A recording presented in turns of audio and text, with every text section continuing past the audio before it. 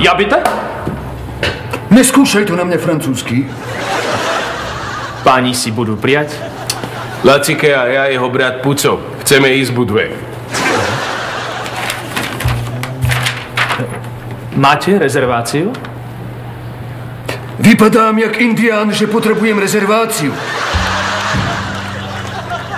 Ale ne, Lacike, to on akože, že či sme to blokli telefonicky ty. Či sme to blokli telefonicky ty. Si to blokol ty?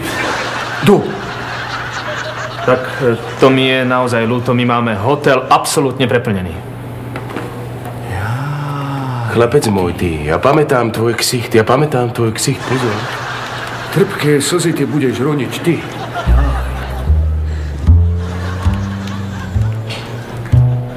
Dve izby? Môže byť.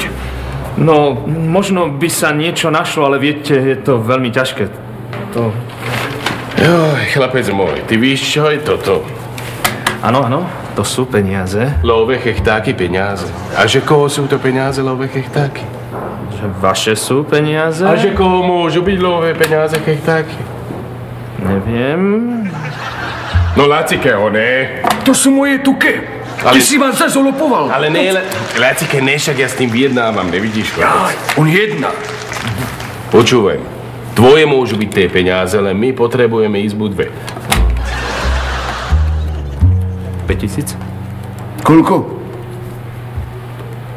6000? Ale svinia jedna nenažraná, ty. Nehaj tak, začínam jednať, hej? Počúvaj, chlapec.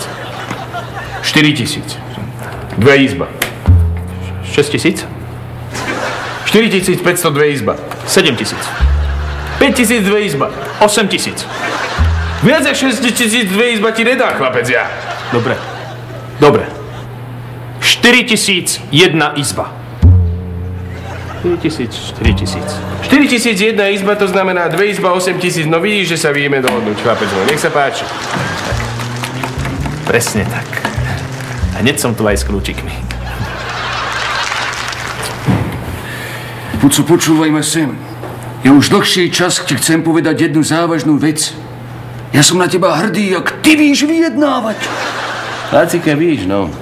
Keď si trochu slušný a víš aj trochu vyjednávať, tak môžeš aj motika vystreliť.